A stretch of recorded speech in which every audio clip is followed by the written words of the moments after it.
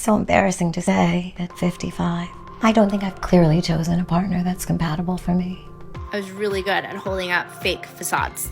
And the day that I left my marriage was the day I quit being a facade holder. I knew when I really started to focus on my happiness. Love yourself, know your value, know your worth, and then all of a sudden there's this awakening. I'm not sad. I'm sad about him. When I think about him, I get sad, but I don't think about him that much. I think he probably did me a favor. I didn't want it to be easy. I wanted it to be worth it. And holy shit, was it worth it. Hello everyone, and welcome to this month's video essay here at the Financial Diet. I'm in New York City. The weather has finally turned. In the words of Justin Bieber, life is worth the living. And today we are going to be talking about probably for some of you touchy subject. I'm sure I'm gonna get plenty of angry comments about how I'm a bitter old hag who's going to die alone. To which I say, don't threaten me with a good time. I'm kidding. If anything ever happens to my husband, the vibes will be off, to say the least. I will not be thriving. But all of that is to say, we are here today to talk about marriage, and specifically about women marrying men. Now, I'm gonna get all these disclaimers right off the bat. This is going to be a very heteronormative video. It is also going to be a very monogamy normative video. So if your plan was to sound off in the comments about like my queer, six-dimensional polycule in Portland, Oregon does not fall into this framework, I will say to you right up front, congratulations on unplugging yourself from the Matrix. That's not who we're talking about today. If it doesn't apply, let it ride. But whether we like it or not, and I personally like it, but hey, the vast majority of people who watch The Financial Diet here on YouTube or follow us on social media are women. And statistically, most women who get married are going to be marrying men. And if there's been one recurring theme on this channel as it pertains to life choices that impact our financial status, it is definitely the subject of marriage and children.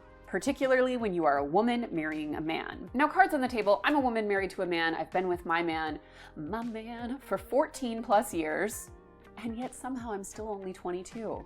And I can say that picking him to be my life partner is by far the best life choice I've ever made. I've made some bad ones. So I am certainly not one who thinks that all heteronormative partnerships are inherently bad or toxic or put the woman at a disadvantage. And I also think love for love's sake is more than enough reason to date someone or have fun with them in other ways, even if they don't necessarily make sense as a life partner. And as someone who has both business partners and a life partner, I'm often struck by the relative level of flippancy with which we treat the latter, even though no one would encourage you to go into business with someone based on vibes alone. When starting a business with a partner, for example, you're likely to have an operating agreement, lawyers representing all parties, a clear division of labor expectations, job titles, and plenty of other guardrails in place to prevent a misalignment of understanding or eventually ending up in a protracted court battle. And we're also usually pretty aware as a society, and maybe even know stories personally, of how bad business or financial agreements can go when there isn't a very clear structure in place to protect all parties. Honestly, if you've eaten at a family-owned restaurant lately, there's like a 68% chance that two of those brothers are not on speaking terms. So we know how important it is to go into such an entanglement with eyes wide open and plenty of paperwork. Yet, as someone who herself got married, I can absolutely tell you that both my own circles and society at large were far more concerned with my venue,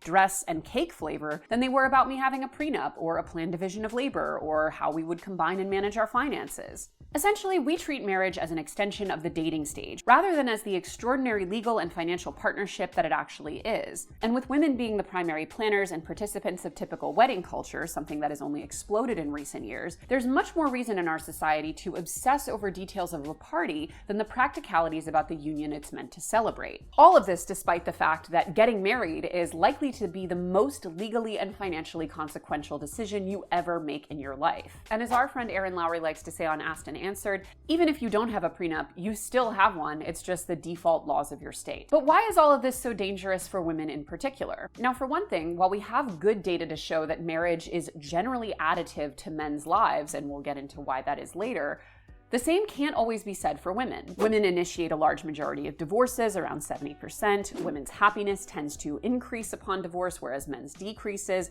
Men are also much more likely to get remarried first, around 65%. Men also earn more per child that they have statistically, while women earn less. Women also tend to do the majority of housework in hetero marriages, even when they also work full-time, which an increasing number of women have to do. So while for women, the right man might mean a boundless expansion of possibility and joy and fulfillment, it does run a high risk of actually being the exact opposite with the wrong man. But to deep dive on this specific issue, I knew I needed to sit down with journalist, feminist, and TikTok icon Mel Hamlet. I'm Melanie Hamlet, and I'm a journalist, storyteller, comedian, things that really don't seem to go together very well, and TikToker and YouTuber now. You know, honestly, what I'm kind of proud of is that I'm not pigeonholed into anything in particular. However, if I had to pick one, it's feminism in general. I actually would take it one step further, that a woman dating the wrong man can ruin her life, as it almost happened with me. But marriage is, you know, the stakes are higher. Well, arguably, because you have a little bit more protection sometimes. But basically, you know, I talk a lot about homosexuals on my channel because I was financial abuse is huge, and I don't think we talk about it enough. And I always assume financial abuse was, you know, like a rich dude using money again. But in my personal experience, dating broke men or men with money who are just super selfish and literally like task you with more labor, more unpaid labor. Who I talk a lot about hobbies.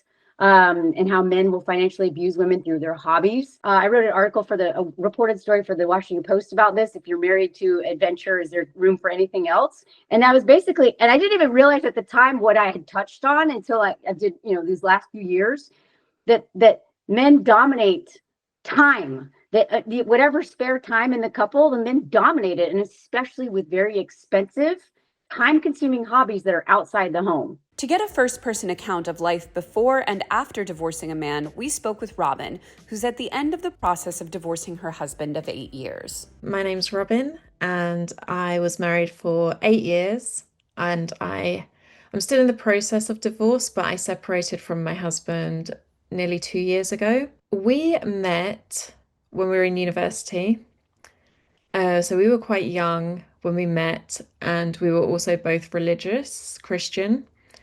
So marriage obviously is quite important in Christianity. So we got married, I think, in a lot of ways because of our religion.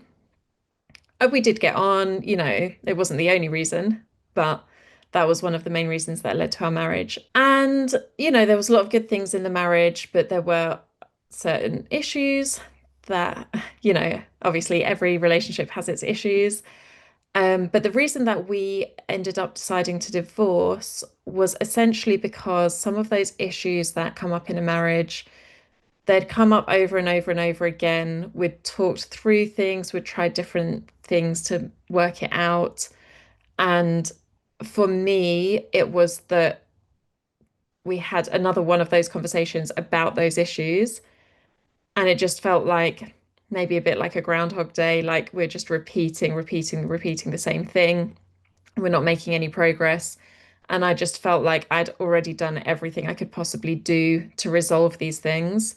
I didn't see them ever getting resolved. And at the same time, they were deal breaker kind of issues. So the only alternative that I saw at that point was to leave the relationship. So it definitely wasn't an easy decision because we have 2 children.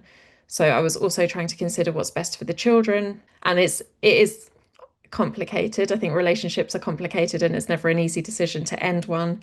But at the end of the day, I have believed and felt every single day that I made the right decision, both for myself and for my kids. So even though it was difficult, it was right. And as someone who goes out of her way to follow a lot of older women on social media, I can tell you that a very common refrain amongst them, at least the ones who've gotten divorced, is that they waited until something like 47 to leave a marriage that was over at 27. And there are a lot of reasons this might be, which we'll get into later. But overall, financially and otherwise, marriage for women should be treated with a much higher level of skepticism than it currently is, at least in our current social political framework. But it's not enough to just say that for the vibes. Let's unpack why that is, starting with Chapter 1, A History of Marriage as Economic Proposition. So don't sit there and tell me that marriage isn't an economic proposition, because it is. So a lot of you might be aware that a marriage between a man and a union used to be a much more straightforward financial transaction. Throughout the world, in all different cultures and eras, there have been all kinds of ways of essentially measuring a woman's worth in some kind of compensation. Dowries, for example, have taken on different forms depending on the cultural context, but in the West, they were most often paid by the family of the bride to the groom or the family of the groom. Quote, in medieval and Renaissance Europe, the dowry frequently served not only to enhance the desirability of a woman for marriage, but also to build the power and wealth of great families, and even to determine the frontiers and policies of states. The use of dowries more or less disappeared in Europe in the 19th and 20th centuries. And in the US, prior to the 1830s to 1880s, depending on the state, wives were essentially considered property of their husbands under the statute of coverture. Quote, prior to marriage, a woman could freely execute a will, enter into contracts, sue or be sued in her own name, and sell or give away her real estate or personal property as she wished. Once she married, however, her legal existence as an individual was suspended under marital unity, a legal fiction in which the husband and wife were considered a single entity, the husband. The husband exercised almost exclusive power and responsibility and rarely had to consult his wife to make decisions about property matters. Coverture rendered a woman unable to sue or be sued on her own behalf or to execute a will without her husband's consent. And unless some prior specific provision separating a woman's property from her husband's had been made, stripped a woman of control over her real and personal property. And it's easy to think that once that went away, women were essentially on equal footing, but it took years and in some cases centuries for that to be the case, which we'll get into more later, because even basic things like the right to vote wasn't even codified into law until 1920 in the US, with many of the financial rights and freedoms coming much later in the 20th century, all the way up to the 1970s and 80s. I used to think my grandmas were so mean. Now I'm like, no wonder grandma was a big old bitch. She's been exploited her whole life. She's a hostage. Her husband literally hates her, won't let her leave. So yeah, she's a little bitter. She's a little hard on the kids sometimes. And when you start to think of how many grandmas, if you don't have a choice, to me, like you can't love someone if you cannot leave them. If you can't, you can't consent to sex if you cannot say no. Now, all of this means that up until very, very recently, women did not have anywhere near the same legal and financial access that men had, at least not in every aspect of their lives. And therefore, marriage was often somewhere between a straightforward business deal between the families of the people getting married and a much needed level of protection and safety for women who had no ability to make their own living or even to live alone if they wanted to. And while this was obviously a bad thing for women in many ways, for example, if she was in anything less than a stellar marriage, she had absolutely no ability to leave it, one need to only listen to some of the cutesy marriage and courtship stories from some of our grandparents that today read as terrifying to understand just how normalized bad behavior was, because again, for the average woman, there was no way to leave it. But today, with the dissolution of everything from the dowry to marital unity to equal access to things like banking and home ownership, and with an increasing cost of living and depression of wages,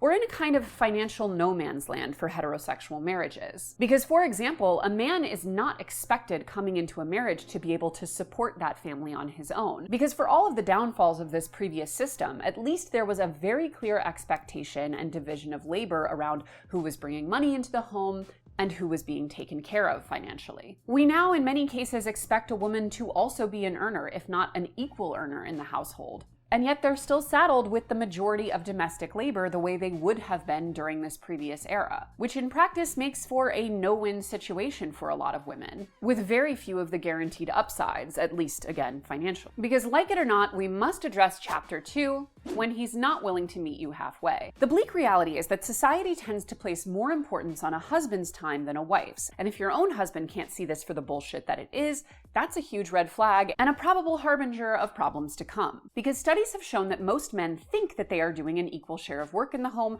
despite plenty of data pointing to the fact that they are not. Quote, a YouGov survey revealed that 81% of men living with partners responded with confidence that they were pulling their weight around the house, but statistics from the Bureau of Labor Statistics tell a somewhat different story.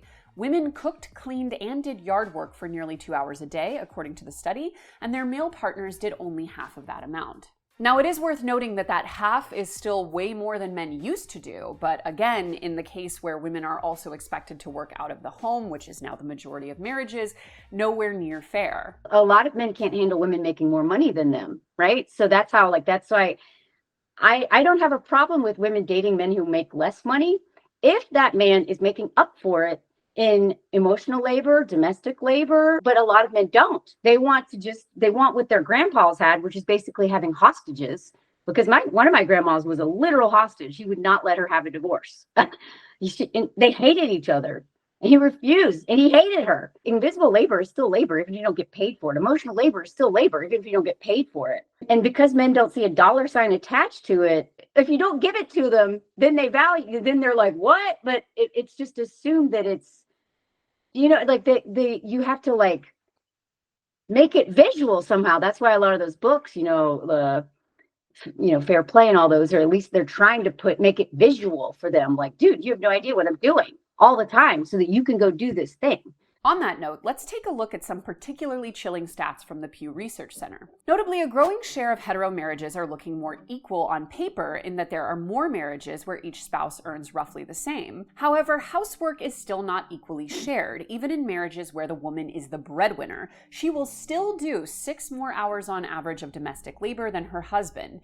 In contrast, male breadwinners are spending nearly 15 hours less on housework than their spouses. The only case in which a wife does less work on average is when she is the sole earner, and even then she will still be doing more housework per week than men in every other household scenario. Now, to me, those stats alone are reason enough to validate the title of this video, which is that marrying the wrong man is like the worst thing a woman can do financially, personally, and otherwise. But it also speaks to the fact that one of our commonly held notions, which is also true, that we tend to value money made outside of the house and labor enacted outside of the house far more than we do labor inside of the house, even if that labor, for example, saves money or enables the work that's taking place outside. We do respect work outside the house more, but really only when it's a man doing it. And if you look at the increased rates of divorce in couples where the woman substantially out-earns the man or is the sole breadwinner, you can see that even when the woman is both earning more and doing more in the household, she is still punished by her husband for, I guess, daring to emasculate him by giving him money. I really don't know the thinking here. Because of course, earning more should not give one partner an out when it comes to taking on their fair share of household labor, man or woman, especially because it's not like a job's hardness is directly proportional to how much they're earning. Because, like, to be clear, many of the beep boop computer jobs that earn like hundreds of thousands of dollars a year are much less hard by essentially every metric than being like a teacher or a nurse or a firefighter. But even if they were, when you take the pay gap into consideration, especially when you start having children, the odds are clearly stacked in men's favor to end up being the primary earner, and by extension feel totally justified in abandoning the household. Quote, remarkably, having a male domestic partner means more work for women, not less. Married women spend more time on housework than single women. Married men spend roughly the same amount as single men. Women's lower wages and higher propensity to take part-time jobs explains some of this difference. To maximize the household's total income, the person earning more does less work around the house. This gender divide results in women having fewer hours than men to devote to socializing, exercising, going out, or practicing a hobby. No wonder women tend to experience more stress and burnout. And we'll unpack this in further detail in a later chapter. But this simple fact that women tend to do more household work when they have a domestic partner in the home, whereas men do just as much as they did when they were single, to me says it all. Because in theory, a marriage, having a life partner, is meant to be a fundamentally additive thing in life. Life is supposed to be easier as a twosome. And we still often take for granted the idea that it is, regardless of how the marriage is actually shaking out. So our story is a little bit complicated because before we were married, we had our first child, and we got married when he was 3, and we were actually not in a relationship for the first 2 years of his life. So my experience as a mum from the very beginning was being a single mum to one child at that time, but I had him every day of the week for the first year of his life, and then 6 days of the week for the second year of his life. And that was normal for me. Obviously, that was the only version of parenting that I knew. So when I got married to my husband, who was the father of that child, I feel like it was natural for me to just do everything, even though I didn't need to anymore. You know, I have like probably some responsibility there for maybe taking over a lot of the household responsibilities and a lot of the childcare. Then we had a second child, and again, I kind of like just did everything because that's kind of what I was used to and that's what I knew. But as anyone will know who does that, it becomes too much. It's not possible for one person to actually do everything. We had conversations, my ex-husband and I, and he did pick up quite a few of the tasks in the household, and we did split things out a bit more. I wouldn't say that it was ever 50-50, the childcare or the household tasks.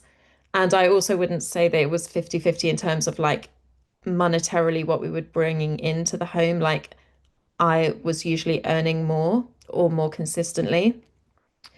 Um, so I feel like at the end of the day, the way that some of these things contributed to us separating is that it wasn't like a big leap. The idea of providing for myself and doing the household chores and looking after the kids, it felt like what I was already doing, whether that was like my fault or not, that I was already doing that. But regardless, it made it feel like something that was possible. I knew I could do it. But when you look at the increased happiness and decreased stress reported by women who get divorced, you see that it's not just a question of perception or the vibes being off between the couple. It's literally that her life is easier. Also, the fact that men were not doing much domestic labor when they were single and then they're still not in marriages is not at all surprising to anyone who's ever been to a single man's apartment. You got one pillow on that bed, maybe a bed frame if you're lucky. Those dark blue sheets, yeesh, haven't been washed in months. Our producer over here, her partner had gray pinstripe sheets. I think my husband had like plaid flannel sheets in a air conditioning-less apartment in the summer. One pillow, the deepest shade of yellow you've ever seen. Dirty dishes stacked up everywhere, a refrigerator with nothing but a couple cans of beer, a half-empty ketchup that's all crusted around the lid, and maybe a picked-at rotisserie chicken, dust accumulating in every corner. A bathroom just entirely coated in a layer of soap scum. Yeah, straight male bachelor apartments are so crazy. Also, I have a girlfriend who's my age. She's 36 as well and newly single, and she just loves to tell me some of the horror stories about these men that she meets on dating apps, and she goes to their apartments, and these men are pushing 40, and on their profile it's listed, not sure if they're ready for a real relationship, to which I say, babe, you're about to die. You need someone to be the executor of your estate. Like, you need someone with power of attorney in case you slip into a coma. But also, she goes over to their apartments and there's literally not one piece of food in their kitchens because they order takeout for every single meal. And these men are in their mid-30s, if not more. So I guess, contrary to what some campaigns might have had you believe, it doesn't get better. But all of this is to say, no matter how things might shake out when the man or the woman earns more, the opposite theory isn't necessarily better, which brings us to chapter 3. The tyranny of the 50-50 warriors. The way we account for everything, what we share, what we don't share, I'm sick of it. Adding things up, subtracting, making it come out even when it's not. I'm sick of it. Shout out Joy Luck Club, one of my all-time favorite movies. I've probably seen that movie 50 times. Love. 90s fashion at its peak. That mom waiting upstairs like a tiger in the trees to help her daughter still gets me every time. Always shedding a tear at that. The scene in the hair salon. All-time banger. Shout out Joy Luck Club. But anyway, while that egregious character, one of my most detested characters in all of cinema, was obviously an extreme example, the entire concept of the 50-50 warrior has experienced a recent upsurge in popularity. Essentially, 50-50 warriors are how some refer to people who insist on sharing household responsibilities and expenses 50-50, despite the fact that this is often not actually fair. Now, we can see this phenomenon, a push toward even division as a kind of gender restorative justice, throughout all levels of heterosexual courtship and dating. For example, it's become an enormous debate amongst basically every segment of the dating population, and let's be honest, some people who aren't even going on dates at all, as to who should pay when a bill comes on a date. And interestingly, the push for 50-50 is often coming from the most theoretically conservative / gender norm loving voices. Now, as it pertains to the initial courtship phase, I can actually see the benefits and the drawbacks of being a true 50-50 split. Because on the one hand, we don't necessarily know what financial resources everyone is bringing to a given date, and just because you are a woman on a date with a man does not necessarily mean he earns much more than you, or that it's more fair that he pays. But on the other hand, if we are not asking people out in the spirit of treating them, we do run the risk of turning the dating process into just another extension of the oppressive Venmo culture that we discussed in a recent episode of our podcast, TikTok Therapy. I am someone that I actually absolutely hate doing a Venmo request. Short of like we're going out to dinner and someone ordered something else or what have you. But even then, I'm not someone that's like, okay, let's get the itemized bill and go through and you actually owe $4 more than me. No. So I think for me, I'm very lucky to have friendships where that isn't a thing, but I have mutual friends who have friends where that's a big thing. And I think a lot of this ties into financial anxiety and fear around not only their own money and what they can or can't afford, but also this deep fear of being taken advantage of. And I think this ties into the boundaries conversation where people kind of see it as like, if you give a mouse a cookie, right? Well, what if they think I'm going to cover dinner next time? And what if they think that I'm going to have to do this for them? And they just go in this like doom spiral of what like a singular coffee or a snack or a lunch or like a movie ticket will do to them. But whether or not dating should be a time to go Dutch, what's undeniable about the marriage stage or even just the long-term dating / cohabitation stage is that you should be very aware of each other's finances and understanding to what extent dividing things is actually fair. And we should also be very conscious of not doing something that sadly happens constantly in hetero marriages, which is to say deeply undervaluing labor that happens in the home versus outside of the house, again, even if it saves a lot of money for the household budget. For example, if you have one person providing all the childcare for free at home, that is a savings of tens of thousands of dollars a year. And in many cases, it's more than they would have made at a salaried job. And splitting things evenly can be an understandable shorthand for fairness, and in some cases it can be. But when we look at how an average heterosexual marriage with children pans out, we see how much 50-50 can become more of a burden than it is liberatory. For example, even when both parties are earning money outside the home, it is still the woman who does the majority of domestic labor. And for each child a couple has, a woman's earning potential decreases steadily while the man's does the opposite. One of the reasons why I'm so grateful for TikTok and YouTube and stuff, but is finding we're mutuals now, but when I first started following some of the women who are putting language to these things, right? The weaponized incompetence, the mental load, the invisible labor, all that stuff, like that darn chat and a bunch of others. I had no idea when I got married that I was signing up to deconstruct patriarchy in real time for the rest of my life with my husband. I didn't know that that's something, not just with him. It's not just him learning. It is me unlearning this. I was indoctrinated into this stuff, right? So even if men just all changed overnight, I'm still conditioned to do too much if I'm not mindful constantly of like, whoa, why am I doing this? Like I caught myself in the very beginning, I was washing his clothes and I was like, why am I doing this? And I was like, I don't want to wash his clothes. He washes his, I wash mine. Like, and actually, like, not that I don't ever do anything, but you have to have such strong boundaries with yourself. And you have to be very aware of what you're doing and why you're doing it. So we are both learning in real time just how conditioned we both are. And he grew up in a very loving family, which that in itself is a privilege.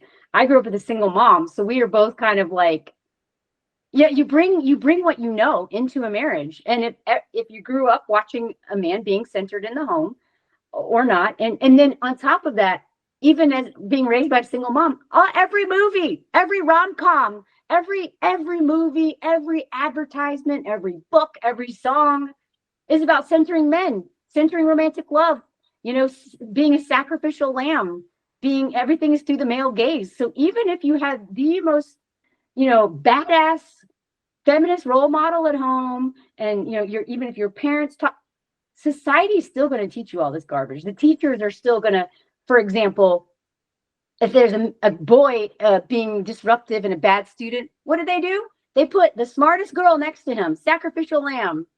So even in school, they're going to teach you to put what you need aside to take care of men, mother men, make sure that they're taken care of, that they don't get lost.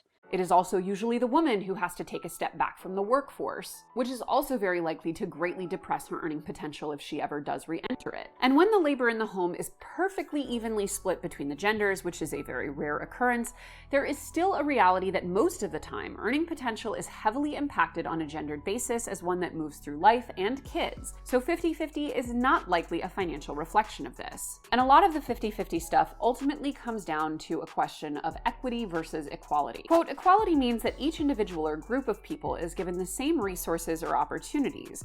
Equity recognizes that each person has different circumstances and allocates the exact resources and opportunities needed to reach an equal outcome. Basically, being a 50-50 warrior in a hetero marriage sort of presupposes that you are living in a 50-50 world, or even in a 50-50 home. So when I first got married, my husband and I, we put all of our money into one joint account, and we spent all of our money from one joint account. And this is actually one of the disputes that we had in our marriage, because we both spend money very differently. However, it's not really the reason that we broke up, because we did come to a good solution while we were still married. Essentially, we went through all of our expenses, our regular monthly expenses. We split it 50-50. And then we started getting paid into individual accounts, and we'd both send 50% of the family expenses into the joint account. And anything that we had left over, we agreed was like ours to spend however we wanted. We couldn't kind of judge each other on what they wanted to buy. But anything that was a joint expense, we both put half in. And that actually worked really, really well while we were married.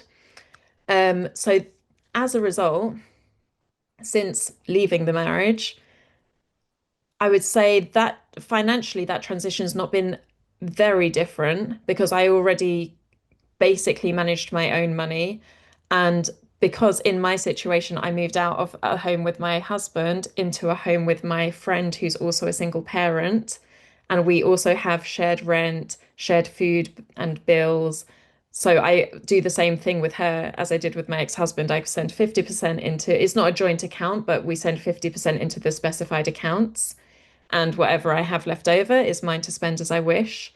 But the reality is that for most women, they are still heavily disadvantaged, and their labor and time much more likely to be undervalued. So only in a fairly utopian case is 50-50 splitting of things like household bills actually all that fair. But if the man's not doing his fair share and 50-50 doesn't work, then we often come to chapter 4, the wife allowance dynamic coming back into vogue. Scary as hell. So as we've discussed before on this channel, there has been a rise, and even some might say a fixation within Gen Z, of the stay-at-home girlfriend / kept woman / trophy wife phenomenon, where it is not just considered aspirational, but by some metrics kind of feminist to just close your eyes and have a man handle absolutely everything financially. Now, on the one hand, it is a very understandable backlash to a particularly, in my opinion, oppressive strain of feminism that basically said that us working an incredibly demanding corporate job outside the home while also having children and being a domestic goddess was the highest thing that a woman could aspire to, i.e. sort of the Sex and the City era ideal of women having it all with a baby and a briefcase and a martini. Most of us can see that, especially post-girl boss era,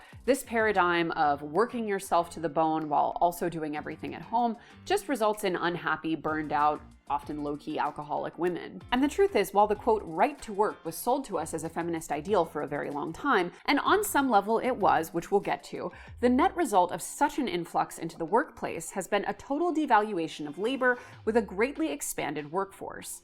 Because while it used to be possible for a family to sustain itself on just one income, and often a blue-collar one, it has become not just a feminist victory, but an economic necessity for most families to have multiple breadwinners. For reference, in 35 states plus Washington, D.C., a family of 4 needs to earn at least 6 figures in order to sustain itself, and if you're wondering, the median average single-person salary is nowhere near that. And there is also now not one single U.S. state where minimum wage is sufficient to rent a 2-bedroom apartment. And while we have been gaslit into thinking that this is normal and these jobs are just supposed to be for teenagers who are living with their parents, it's important to remember that the entire concept of a minimum wage used to be what was minimally required to meet cost of living needs, and it used to be pegged to that metric.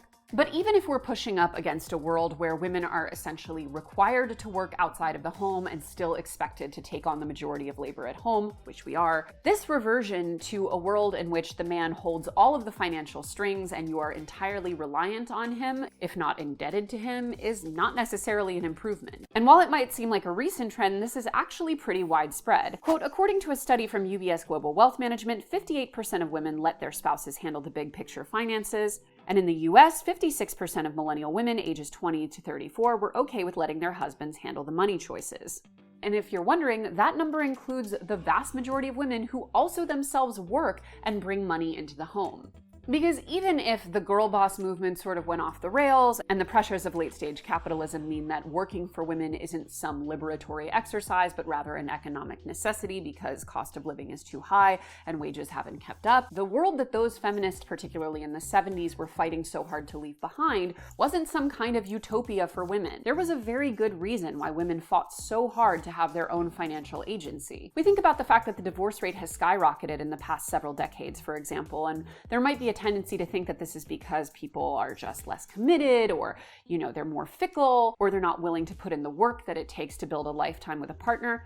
No, the answer is up until fairly recently, most people couldn't get divorced. So they were just living in a quiet hell for the rest of their lives. And women knew that even if they managed to leave their husbands, they would essentially be condemning themselves to a life of squalor and social stigma. Because in the United States, women only even gained the legal right to open their own bank account in the 1960s. And in 1969, California enacted the first no-fault divorce law, which made it easier for couples to dissolve marriages based on irreconcilable differences.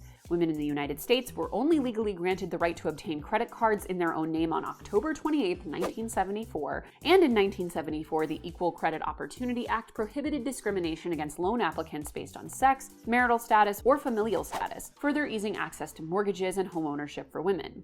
And this push to put the power back in the hands of men for all things financial also assumes that you are with a man who is competent or honest or even not abusive financially. Lest we forget, part of what made the previous marriage dynamics so toxic for women was because having no access and control over their own financial destiny meant that it was a powerful tool of manipulation, coercion, and control from men. This whole trad wife stuff just terrifies me, honestly, because it's all propaganda. There is no such thing. This stuff that didn't exist. And our grandmothers were often working. This idea that women just did, that is literally one section of time that they're referring to. But when I looked up, they were working. They may not have had a bank account and they may not have controlled the money, but they were earning money. They were working, even if beyond domestic labor, right? What's so disturbing, and this has been pushed by it's not just like the Andrew Tates and all those, it's literally this idea of traditional woman and our grandparents were no, they weren't. First of all, not only were they held hostage by finances, they literally could not leave. They had no money. The trad wife, it's a lie. And it's also when white women weren't working, it's because they usually had Black domestic labor at home. Men could literally just cut off the cards or access to bank accounts. They could have entire secret lives and families, and many of them did. I'm about to do a Chelsea lore drop here, but my grandfather had an entire other family with 5 whole kids before he married my grandmother, who was 20 years younger, left his whole family, and then had 5 more kids with her. And the funniest part of that story is whenever I mention to people that my grandfather was a second family warrior, many people will say my grandfather too. People were just out here doing any old thing back in the 60s. Also, there were no cell phones, so you could just be like, sorry babe, I can't talk to you for the next 3 days, and they would just have to deal with it. Also, crazy thing is that in his first family of 5 children, he had a son who was a junior, his name, and then in his second family, he had another junior. He essentially erased the existence of his first family. Listen, he was raised in the Great Depression. He fought in World War II, a PTSD king, I'm sure. He died when I was 4, so I don't really have memories of this man, but suffice to say, as a woman, you were just sort of along for the ride in that era of, especially if you were Catholic in the 1960s like my family was, whoo buddy, you better hope that you got with a good man, because if you didn't, you were completely screwed. So anyway, the right for women to be able to have a credit card or buy a home or have a job, it is still a feminist victory, and the idea of just turning over complete financial control to a man is not the sleigh we think it is. There has to be a middle ground. And leaving it all up to a man is especially bad when you bring in Chapter 5, having kids, when things go from bad to worse. Now, a lot of the dynamics that we've discussed, inequitable household labor, valuing men's time and money more than women's, are basically 10x'd once you have a child with a man. And this is our longest chapter, so buckle up. Because this problem starts basically right away with parental leave. Men are often not taking parental leave even when it is offered. Our producer, who I'm sitting with right now, pregnant as we speak, there are actually 3 of us in this room, 4 if you consider Mona. Her husband is actually taking primary caregiver leave at his office when all of the other men he works with have only taken secondary, despite the fact that there is no HR requirement for proof that one is the primary caregiver. So what did we learn today, class? We learned that all of the ladies that work at TFD are only with men who are defying gender norms at every turn and hashtag doing the work. Because men don't want to raise their own children. That's the reality of it. They don't. I obviously don't meet men very often, but like when I'm like out with men that my husband works with, I'm like, it takes me until I meet them like 4 times to even know they have kids. And to which I say, why did you even have them? Anyway, and this is not just anecdotal. Despite the fact that research shows that paid, gender non-specific parental leave has innumerable positives, men are still leaving those benefits on the table. Quote, a 2016 study of more than 1,500 US employers found that more than 80% of those offering paid family leave reported a positive impact on employee morale, and more than 70% reported an increase in employee productivity. Another study, published in 2019, found that US companies in tech and manufacturing saw improved revenue and profits over the years in which they expanded or began offering paid leave benefits. Despite all of this, though, the cultural stigma associated with paternity leave still seems to be offsetting the compelling arguments for taking it. A February report from McKinsey & Company and Moms First, a gender equity nonprofit, noted that dads in New York are forgoing as much as $1.6 billion in state-guaranteed parental benefits by not taking leave. In 2021, an academic paper found that US fathers who do take parental leave typically take a week or less. According to that paper, just 14% of fathers who take leave and less than 5% of all fathers take more than 2 weeks. A week? A week! But, okay, you know those things about like if you gave a Dorito to a medieval peasant child, he would explode? That's how I think people would react to like a lot of European, not just parental leave, but like work leave. Because try getting a hold of a European in August. Let's put it to you that way. Those people, they don't have a kid. They're like, I actually need to take 2 months off to rediscover myself. And that's reason enough. It's also crazy to me that you would not, like, if it's offered to you, you wouldn't even want to take it just for the vacation time. But again, these men, they view raising their own child / being exposed to their freshly postpartum wife, I imagine, as a fate worse than working. What's up with these guys? And it doesn't help that attitudes on paternity leave are still very retro. When a dozen American and European fathers and fathers-to-be were asked about this perception for the Bloomberg article, quote, a majority said that taking the leave they're entitled to was, or in cases which they didn't take it would have been, complicated. Most who did take leave said they felt quietly judged by their employer for it. Some felt their decision was perceived as a lack of professional commitment. Many also felt that their managers still considered parenting to be the primary responsibility of mothers. And if you thought that our earlier discussion of the unfair division of labor in households was bad, buckle up, because when you have a kid, it gets way, way worse. Because there has been evidence that men actually do even less work around the house once a baby is born. Quote, a court study of 182 dual earner couples who became parents for the first time found that fathers generally did less work around the home after their baby was born and also became less involved in childcare than mothers. It was surprising given that both parents worked at their jobs for about the same amount of hours.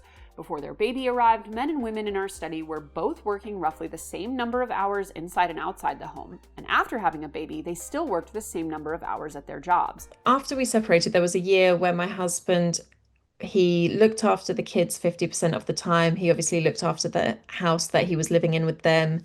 He obviously had to do the cooking and the cleaning and that kind of stuff. And I do think that I do remember we had a conversation in which he said something along the lines of how much more difficult it was now that we were separated. And I was thinking, no, it's a lot easier for me. But I was living in a house with a friend where we'd split everything 50-50. I knew I wasn't doing everything on my own. And I wasn't surprised either that he thought it was harder, because I knew that there were a lot of things that I did while we were in a relationship that he didn't do, and he would obviously have to. Now he's actually in another relationship, and I do know that his new girlfriend does help out with a lot of those household tasks. So probably he doesn't feel it as much anymore. I think he's okay with it now. Men have not adapted their way of thinking. And so even though we do have financial security, we do have options, we can leave, we can divorce them, we can all that stuff. We can earn money, we can have our own bank, we can just have our finances separated.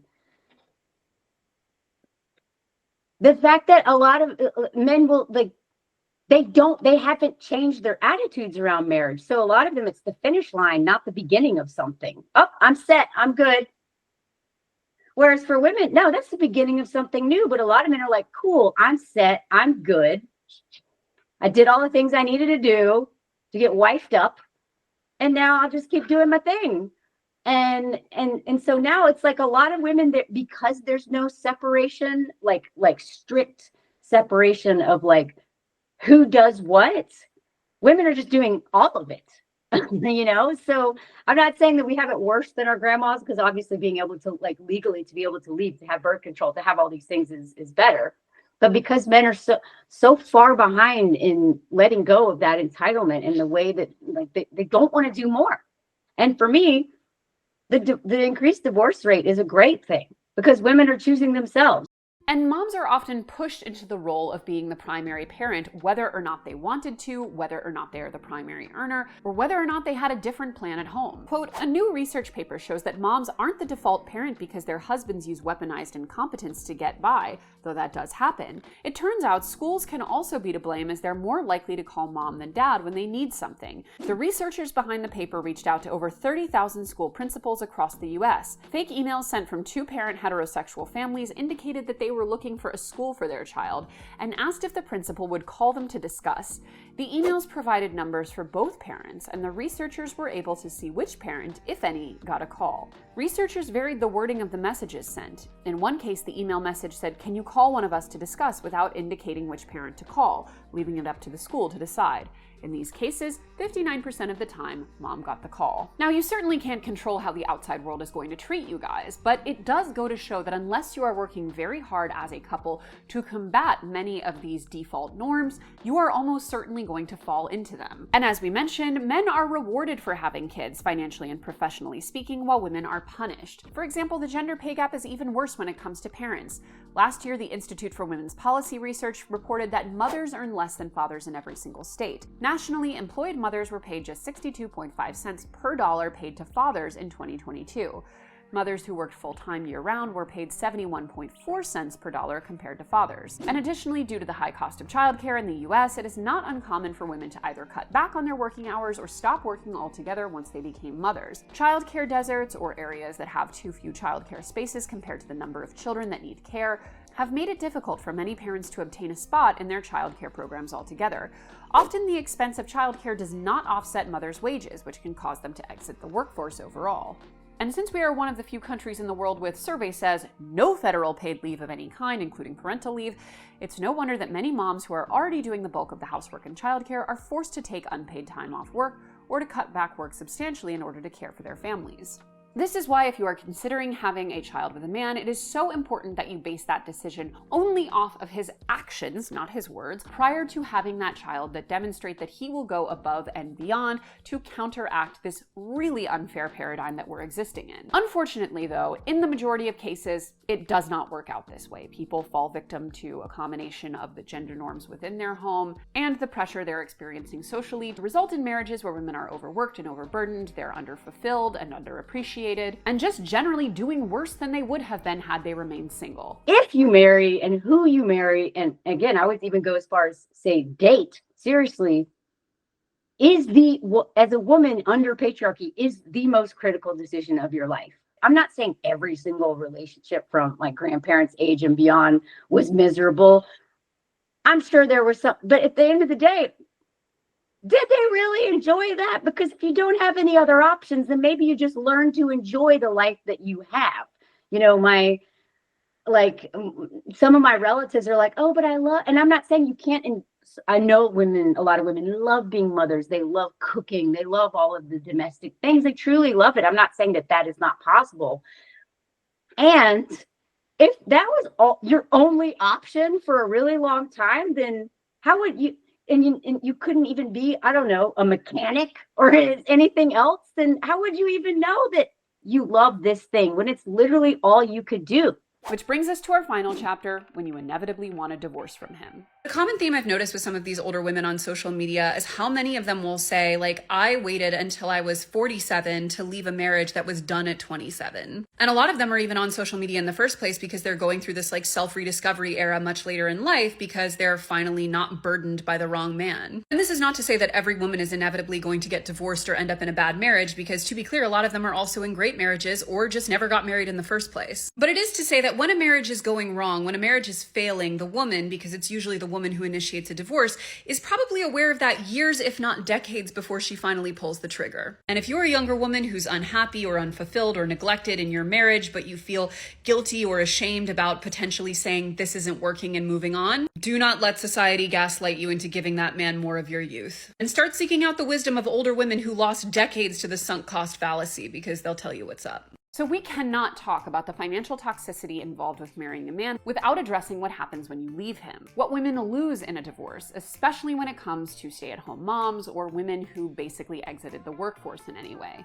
As we mentioned, 69% of divorces in the US are initiated by women, yet that doesn't mean that they come out on the other side better off financially. Quote, truth be told, on average, a woman can expect an almost 30% decline in her standard of living following a divorce, while men often see an increase of 10%. And these days, women are also much more likely to get divorced later in life rather than sinking even more time into an unfulfilling marriage. Quote, the rate of gray divorce, a term that describes divorce at age 50 and older, doubled from 1990 to 2019, according to a 2022 study. It tripled for adults over age 65.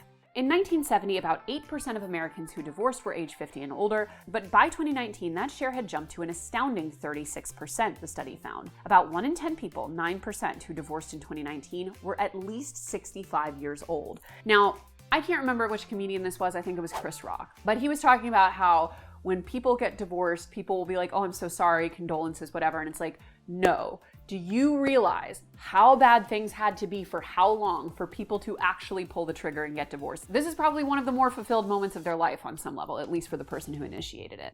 I think one of the issues in our marriage was maybe sometimes it felt a little bit controlling or restrictive. And there were just different ways in which I didn't feel confident. I didn't feel free to really be whoever I wanted to be. Whereas now, there is no significant other. So I really can just be whoever I want to be, which has been really, really lovely. A lot of times when women get with men who are just so main character energy, they're like the motorcycle and you're just a sidecar that follows them. When and if women get out of those marriages, not only are they financially devastated if they've given up their careers to raise children and all that stuff, they literally don't know who they are. It's like they go in this whole new like odyssey journey of like, I don't even know, like they discover at the age of 50 something what hobbies, like really outside the home, what hobbies they like. That some of them don't even know that they like salsa dancing because he never, you know, and I hate that for them. And on that note, I'm going to throw it to one of my favorite TFC interviews ever, divorce lawyer James Sexton. Well, there's a reason why almost every species, any intelligent species, has pair bonding of some kind. I mean, I think that it's something we crave as beings, and I think that, yeah, it has really tangible benefits when it's done right. Unfortunately, intimacy can be weaponized, and that's how you end up in my office, is that I think people fall in love very fast sometimes, and they fall out of love slowly most of the time from what I've seen. But when they fall out of love, it can be really, really intense and really, really painful. And I think it's the most vulnerable a person can feel, is when someone who you trusted and who you loved and who you felt so close to is now weaponized against you. I think that's the scariest feeling in the world. But what is particularly interesting in the gender breakdown of divorce is that even though women on average do see a decrease in their financial quality of life, they report increased happiness upon divorce, whereas men tend to report a decreased happiness post-divorce, and they also tend to remarry much more quickly and more frequently. Because spoiler alert, as we've seen throughout this video, generally speaking, a wife makes their life easier, whereas women find themselves doing more work than if they had just stayed single. This is like a personal anecdote, but my friend who got divorced from an asshole, she has 3 kids, and she was like, honestly, I felt like my life got easier when I divorced because then I actually had days where the kids truly were not my responsibility, as opposed to having to gaslight myself every single day that it was an actual 50-50 partnership because they were both working full-time, when in reality, she was the one who did basically all of the child rearing and domestic labor outside of work. There are also statistics to back that up, and we wrote about it in our most recent book, Beyond Getting By. Da-ding! I definitely have, I think, a lot more freedom because I don't have the kids with me all the time. I have a lot more freedom to pursue my own hobbies. So I do dancing, like salsa, bachata. So I do that once a week on one of the nights when I don't have the kids. But I would also say that that's been very, very difficult to adjust to because I had 10 years of having kids with me every single day, every single night, and maybe like 3 or 4 times a year we had a babysitter and we'd go out. But it was definitely not a weekly thing. There was a long time where I felt like lost, I guess lonely, or just like I didn't know what to do with myself when I didn't have the kids. I've got wonderful friends and wonderful family, so I've spent a lot more time with friends and family since I separated. They are the ones who are like still here. We're still going out, having dinners at restaurants and, you know, catching up with each other. And any man is like, you know, he's come, he's gone, whatever. But like those are the people who've remained, and I really value that. But also part of the reason that women report much higher levels of happiness post-divorce than men is because they have other shit going on than men. As we've discussed before on this channel, women tend to have much more strong platonic relationships in their lives than men do.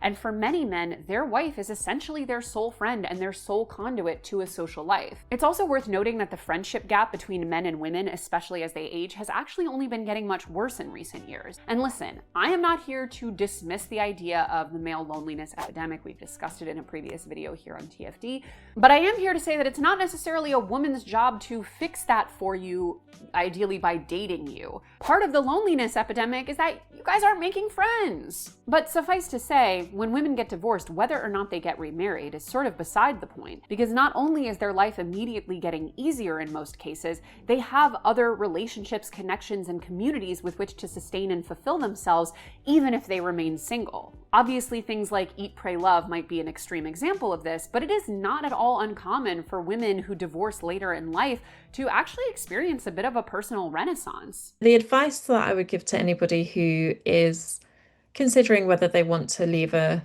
marriage or not would be definitely to talk to people that you trust. So for a long time, I had doubts about my relationship, but I believed that if I said anything about those doubts, people would tell me that I was crazy and that I needed to stay in the relationship.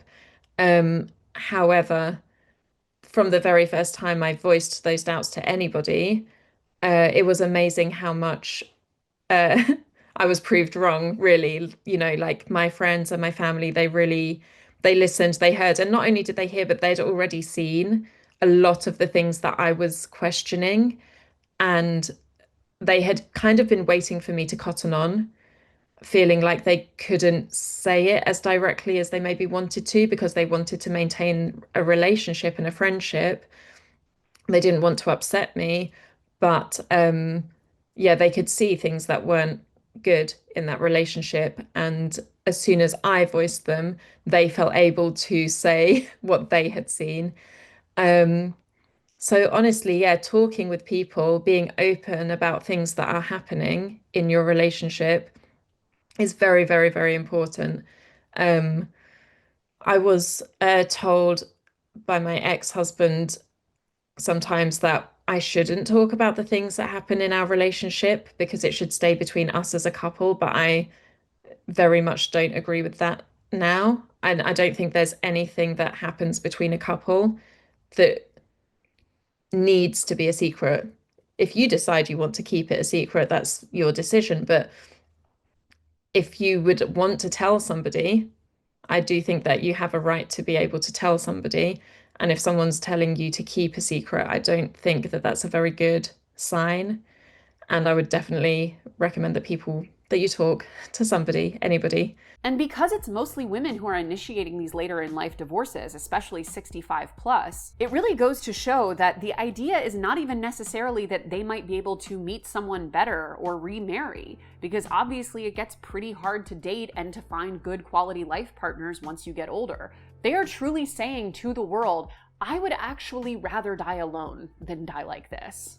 I think my life will be much better for it. And as I mentioned in that TikTok, it is a very common refrain from women who divorce that they wish they'd done it sooner. If you go to that video and look at the comments, it's essentially all women who got divorced somewhere between 5 and 50 years too late. And a lot of this is the sunk cost fallacy, a lot of this is fear of the unknown, a lot of this is the social stigma that we place on women who are single mothers or just divorcees. But if we take a step back and look at the stats, it's very clear that getting married to a man is often not a good thing for women, and that many of the benefits that we assume would come from a partnership, making life more easy, more equitable, more protected, these things aren't actually occurring in the vast majority of marriages. And unless the man is going above and beyond to counteract a lot of this, it's likely to impact almost every marriage, no matter how superficially woke a man presents himself to be. One of the reasons why I'm so confident in my marriage is because I loved my single life. I loved it. I loved who I was, what I was doing.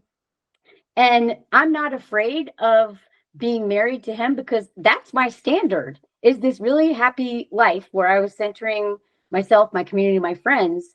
And if that starts to, if my life starts to not be, I mean, it's different, it looks different, but if I don't love my life as much married as I loved it single, I'm not afraid to be single. And if women are not single a lot and date themselves and really know how to be alone, but in community with friends, then you're going to end up staying with terrible dudes because you don't have the confidence of being alone and living your life for yourself. Like, you are the love of your life. You are. It's not like don't date at all, but I would say do not date if you don't have, until you have strong community. It's such a huge risk to jump into dating men, marrying men, doing all this stuff, because before you know it, you're 10 years in and you're like, what, how did this happen? So for me, if you want to have healthy relationships in dating, you have to start with friendships. I literally, like, my relationship with Liz, my platonic love with my friend who's been my BFF for 21 years. Like, even Anthony knows that Liz is going to always be just as important to me as he ever will be. You know, like, I this idea that you get one love or one soulmate needs to go. For me, learning how to have healthy relationships through friendship and in community, and learning how to have people who hold you accountable, because if you don't and you go out there dating, there are so many predatory men, and there's so many men who are not even intentionally doing it. They're just conditioned under patriarchy to exploit you. All of them are conditioned to exploit you a little bit or a lot. And if you don't have a strong community, you don't know yourself, if you don't have practice setting boundaries with friends or people in the community, there you don't have a chance with a man with a lot of entitlement. You don't have a chance. So all of this is to say, while marriage can be a great thing, the way that we push young women into doing it and into focusing more on the celebration aspect of it than the actual practical reality of it is incredibly toxic. And getting married to the wrong man, which by looking at the stats means the average man, is actually a net negative for a women's life, financially and otherwise. So the next time someone looks at you and says, you're however old, when are you gonna settle down and get married? Kick sand into their eyes. Anyway, guys, I'll see you back here next month on a new video essay, and in the meantime, stay safe out there.